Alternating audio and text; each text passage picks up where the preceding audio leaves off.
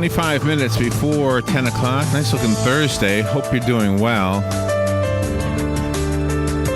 You know, I can't even begin to imagine what it must have been like for the prisoners during World War II who were sent to concentration camps, also known as extermination camps. Can you imagine going to a place that's called an extermination camp? Yeah.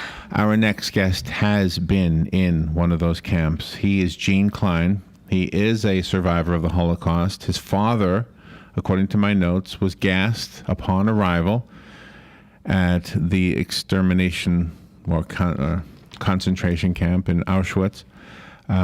His grandparents died during a train voyage to that camp, and we can all picture the imagery, but it's very, very hard, in fact, probably impossible to imagine what it was actually like. We can do the best we can, but those who were in those trains and in those camps are the only ones who can truly speak about it. Somebody made a really smart decision to photograph those horrible scenes because it's our proof that those who deny it ever happened are wrong. Our friends at Temple Beth Shalom have invited Gene Klein to speak. He'll be speaking, and he's an author, so he's got a book called My Year in Hell, part of the archival collections of the United States Memorial Holocaust Museum. Mr. Klein is on the phone with us right now. He will be at the Temple Beth Shalom this coming Sunday. We don't know what time yet. He'll help us out with that. 4 o'clock? 4 o'clock. Okay, all right. Good morning, Gene. Thank you for being on the air with us today.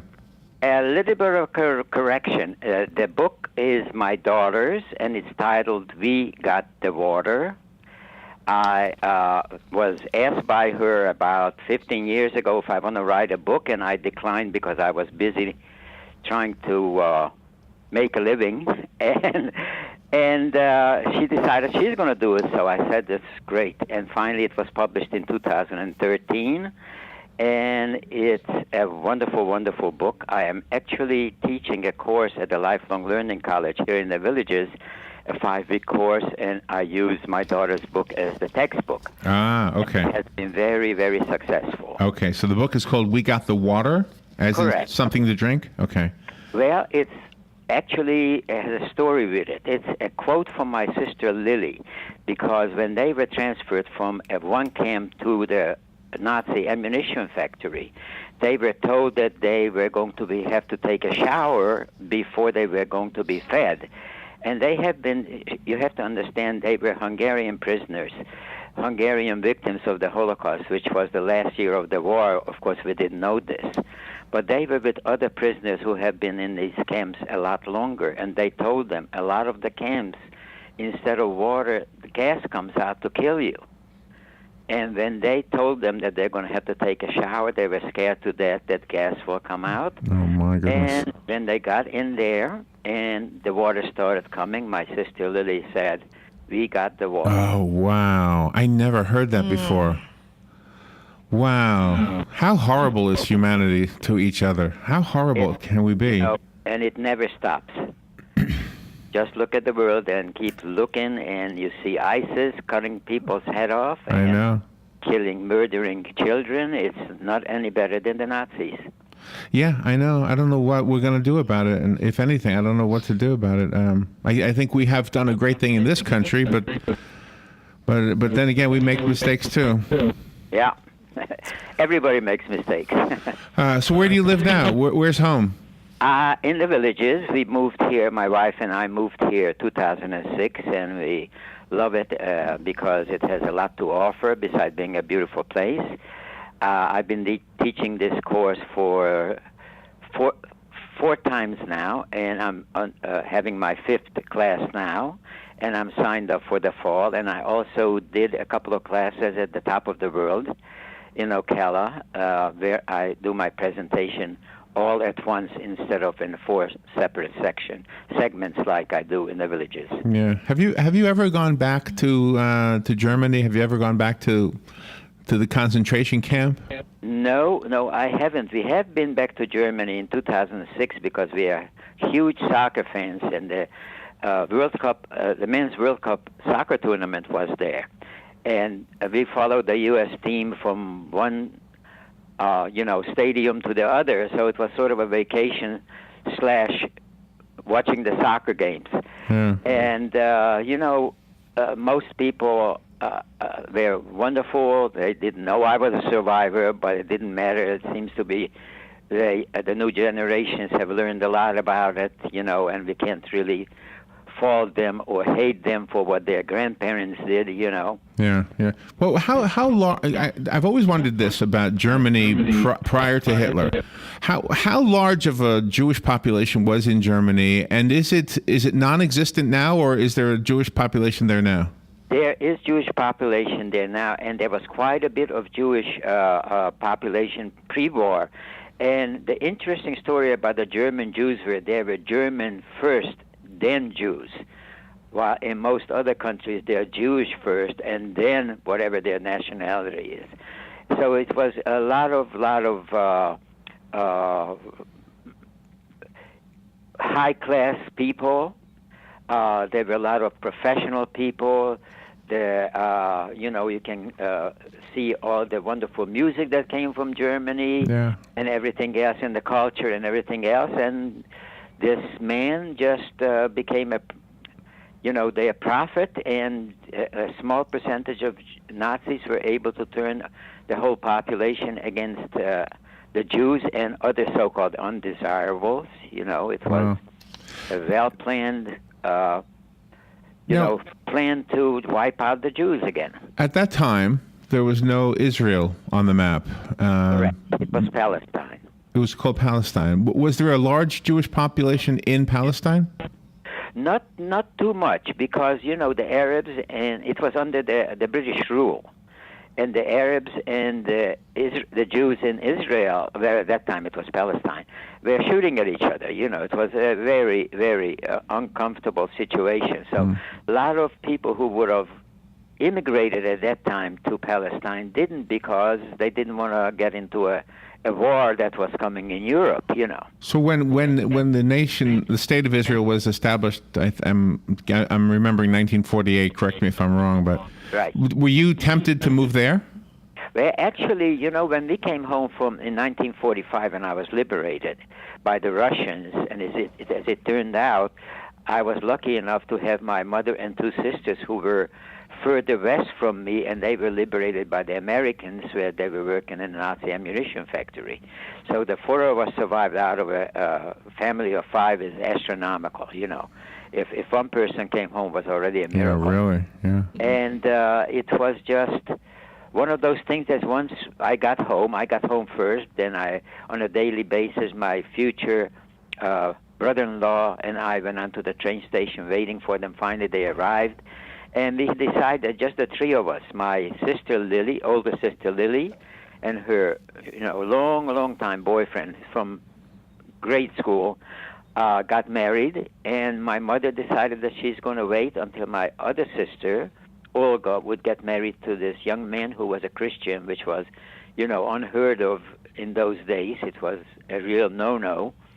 And they stayed. And then the same time, the Soviet Union decided to take this eastern part of Czechoslovakia / Hungary. It became Hungary in 1939, and we decided to leave for Palestine.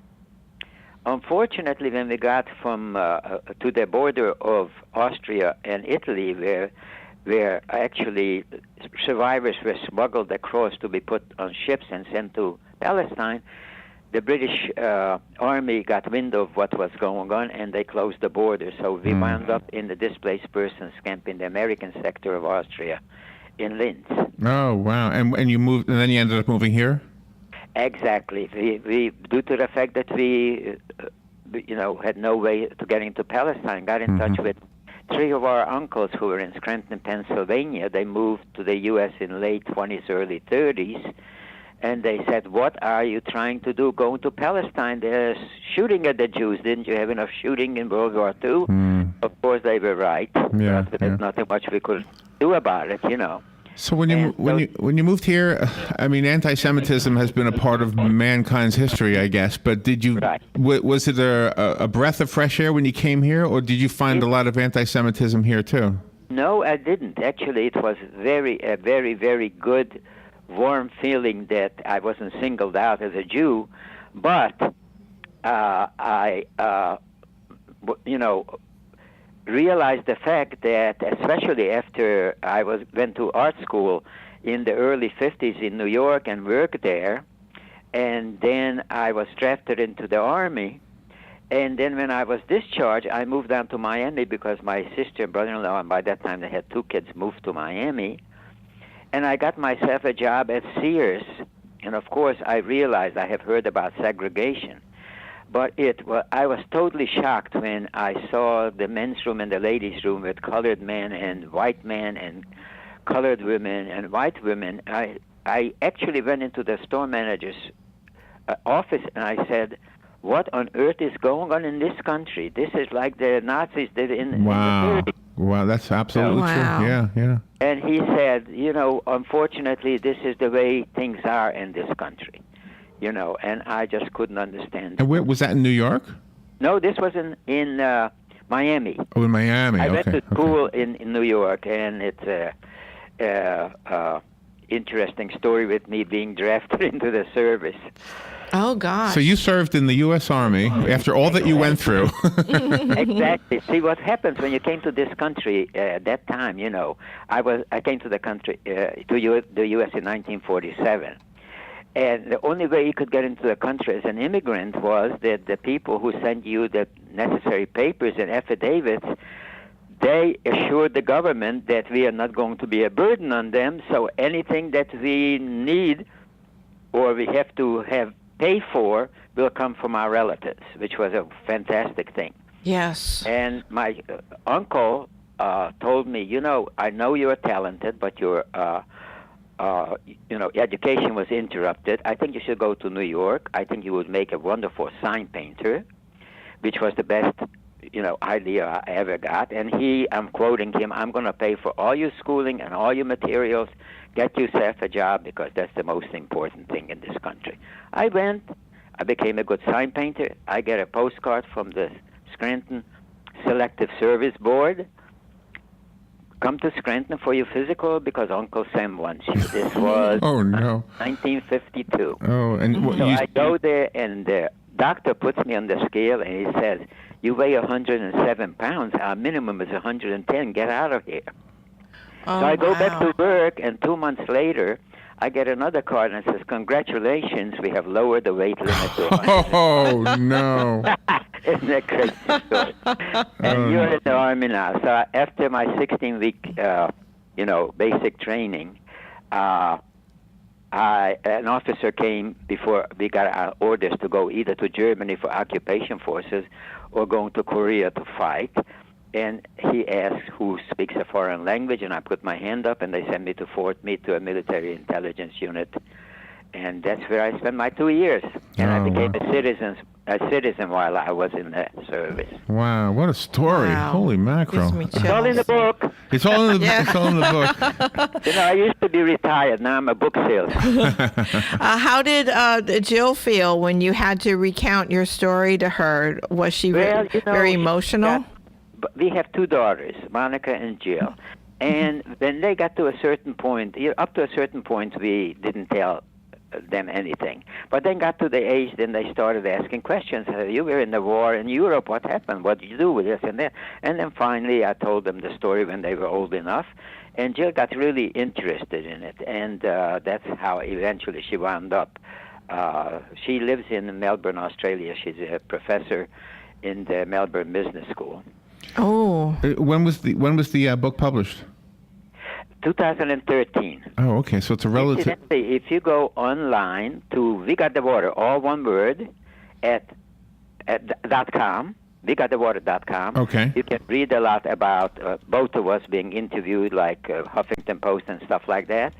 And also, if you go online for Gene Klein, Holocaust survivor, you'll hear a lot of stories about me. Is there a DVD also? I have a DVD, yes. It's Okay. called My Year in Hell. Oh, that is the part that's called My Year in Hell. Okay, I was confused. Right. I tell you what you guys do. You email me, and then after we hang up, I'll give you my email address, and I will send you a DVD. Well, that'd be sweet if you. I want to make sure that our listeners can get it though. Is there? Can we buy it? You can buy it on Amazon or on Kindle. Okay, all right. Now tell me, you're going to be at Temple Beth Shalom this coming Sunday. Correct. A gentleman by the name of Herb Katz heard me speak in one of the churches here in the Villages. He was in the audience, and he came to me after I was finished, and I said, this was fantastic. I want you to come to our temple to speak next year on Holocaust Remembrance Day, or around that time. And we wound up with the, March 15th date, which is this coming Sunday, and it will be at 4 o'clock. And everybody's invited, I understand. Yeah, Rob and I have been friends with Temple Beth Shalom. We haven't been there in a while. The rabbi who used to be there passed away, Rabbi Berman. Oh. Yes. Is a new one? Well, you know what? I guess so. I'm not really sure. Is it Dale's husband? Is he there? No, it's a different name, and I can't remember who it is. Yeah. Mm-hmm. Sorry. Well, if you have nothing better to do on Sunday, come and listen to me. Maybe if Dale's listening, she can call us, let us know who the rabbi is now. I can look it up. Sir, when you were able to get in touch with your uncles to go to the United States, how much time passed between the correspondence? 2 years. 2 years, because this was like in it was just a few months after we were liberated. Mm-hmm. And it was a sort of a numbers list. You had to get on a list to immigrate anywhere in the world. And in the U.S., they put you on a list depending of where you are from. Due to the fact that I was born in Czechoslovakia and the fact that the Czechs fought on the side of the Allies, I had preferential numbers like if I would have been a Hungarian. Oh. Because the Hungarians wound up fighting on the side of the Nazis.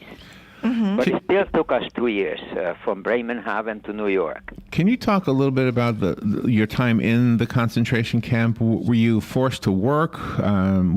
What did you eat? That kind of thing. Okay. Well, basically in the spring of 1944, my family, with a lot of Jewish families from my hometown of Berexas, were rounded up. Last couple of months were horrendous things happening to the Jews, and because it was decided now it was the Hungarian Jews' turn to be exterminated. Of course, we didn't know this.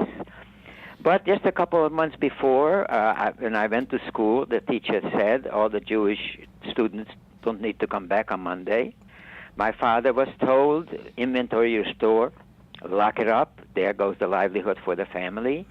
Then the real horrible, demeaning thing, you wear the yellow star, and when you walk down the street, you're open to, anti-Semitic peoples, people attacking you verbally or physically, which was very scary. And finally the order came that all the Jews will be transported somewhere. There were a lot of stories about we're going to be kept together, the families, we're going to be working in Germany and factories and farms, et cetera, which was total propaganda. Finally, they came for us. The Hungarian soldiers took us to this brick factory outside of town. The reason we were there to wait for our transportation, because this place had a railroad siding. One morning we were woken up by the Hungarian soldiers. They said, it's time for you to get on the train. We turned the corner to go towards the train. The SS troops there, first time we have seen them. We are scared to death of them because these are the killers. They went all over Europe right after the army to kill everybody that they didn't want to stay alive. And they're put on cattle cars, which is terrible because SS officer is counting off people in single file to be put on the cattle cars. And they get to my family, and my father is 77, mother 78, sister Lily 79, sister Olga 80, and I'm number one in the next car. So here, after all the horrific things, including losing my home, now I'm separating from my family. Yeah. So I'm 16 years old. I'm really scared to death. I'm in total shock. Get on the train, find the train is filled up. I would say at least 4,000 Jews are on the trains, anything from babies to, wow, grandparents. And the first thing I see when I get in the car is two steel drums. One is full of water. One is turned out to be for human waste. Train starts going. Our journey takes 3 days and 3 nights. Fortunately, my father told us before we saw the SS troops, because the Hungarian soldiers told us, put all your belongings down, you won't need where you're going. And he told us, if you have any food in your bundle or if your suitcase, put it in your pocket. He sensed something terrible was happening. Finally, the train stops, doors open. SS guards with attack dogs are screaming and yelling, everybody out. And first time we see blue and white striped uniforms, prisoners, young men who are approaching the cattle car. I meet up with my family, and they are whispering to the young mothers who are holding babies in their arm, give your babies to your mother or grandmother, and in Yiddish, which is the language of the Jews. So some mothers heed the warning and hand their babies over, and other mothers will say, I'm never going to do this, give up my child. And I tell you in a minute why this happened. Then the order comes in, and boys from about mid-teens up to the right, rows of 5, women and children to the left, and we start marching. And when we get to the front line, my father is next to me. He's a muscular young man. Because he couldn't shave, his beard came in sort of white, so it made him look older than he was. And the SS officer in front of me just points to him and tells him to go to the left, and points to me and tells me to go to the right. What is he doing? And we have absolutely no idea where we are, what is happening. They are playing God. Those who go to the left will be killed in the gas chamber, but we don't know this. Within hours, those who go to the right were selected for slave labor, in essence, to be killed later, through slave labor. So here I am. Wow. A couple of days later, I find out from a Polish prisoner what this place is. And it's Auschwitz-Birkenau, the biggest killing machine on the face of the earth. Eventually, 1.1 million human beings will be killed in just this one camp.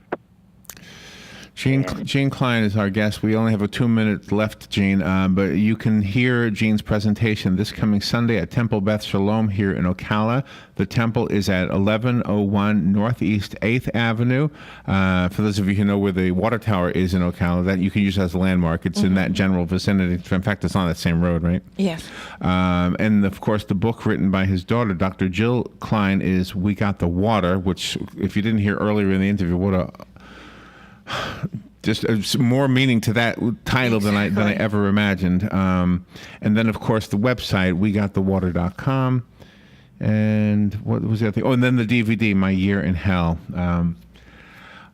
Gene, it's an honor to have you on our show. Thank you so much. I really appreciate the interview. Thank you for what you're doing. I really think, hey, we do talk shows, and one of the things that we get with talk shows is people who disagree with us. And the one most disturbing call that we've had several times is that we're lying when we tell people about the Holocaust. Yes. There's so much, I can't believe anybody even thinks that that's a made-up story, but... Every time I speak, people ask me about it, and they say, what do you think about them? And I say with one word, they're idiots. That's it. I could tell 100 words about them. Yeah. They're just hateful people who just they're liars. Yeah. Didn't the president of Iran even say that? Yes. Exactly. Or whatever he is. And sometimes people say, it wasn't really 6 million Jews who got killed. It was only 3 million. That was better. Yeah. Right. When we are finished, please call me back so I can give you the information. Okay? Okay. Well, don't hang up, because you'll still be online when we're done. Just talk. Okay. Robin will talk to you. Okay. Gene, boy, what a great interview. Thank you so much. I went to online. I'm looking at your picture right now on the page on wegotthewater.com. I'm a little bit older than that picture. Oh, really? Well, you look great in the picture. Thank you. What an honor. Thank you so much, sir. And I'm sure hoping we can get out to see you on Sunday. I can't remember what I've got planned, if anything at all. Thank you so much. Go see Gene Klein on Sunday. We'll remind people a few more times. We'll take a little break and be right back. Don't go away, Gene. We'll be right back.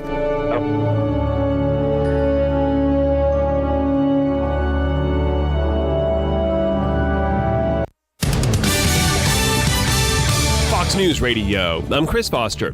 2 police officers keeping an eye on protests in Ferguson, Missouri are expected to survive after being shot, one in the face, the other in the shoulder. Witnesses say the bullets were fired from homes across the street. Freelance journalist Bradley Rayford says before the gunfire, 2/3 of the cops had already left the area, as well as some of the protesters had already left. So it was a very calm atmosphere. the demonstrations after Ferguson Police Chief